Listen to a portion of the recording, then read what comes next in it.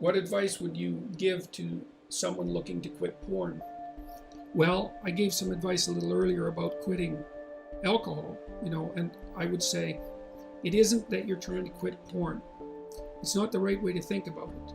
The right way to think about it is that you're trying to figure out how to have a better life.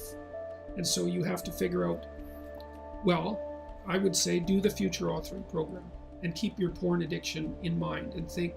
So in the first part of the future authoring program, it asks you a bunch of questions about what your life could be like in 3 to 5 years if you took care of yourself like you were someone that you cared for. And then it asks you questions about your friends and your family and your career and your time outside of work and your health and the important dimensions of life. And it asks you to spend 20 minutes writing about how good your life could be in 3 to 5 years if you got your act together and did what was good for you. And then it asks you to write about the hell you could be in if you didn't. And so I would say you really need to do that, because porn isn't the issue.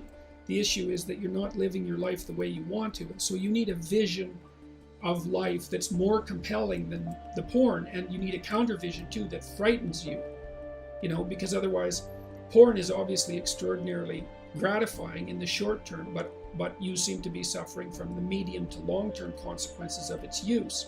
And so you need a story that you can tell yourself that's really deeply thought through about why this is not appropriate for you, how it's hurting you, and how it's minimizing you and perhaps making you embarrassed and ashamed and more socially isolated and all of that. So I would say think about it as cleaning up your psyche and your behavior rather than merely stopping porn. You also might want to write down, and you could do this in the negative vision part of the future authoring program. You got to write down everything bad that you think porn is doing to you, because obviously you have some suspicions that this is not good for you, right? That it's actually harming you in some important way.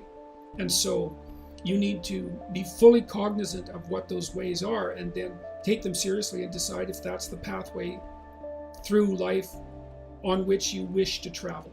And then I would also say good luck to you. It's a very good idea to identify one of your weaknesses and work on it. You can strengthen yourself substantially by doing that.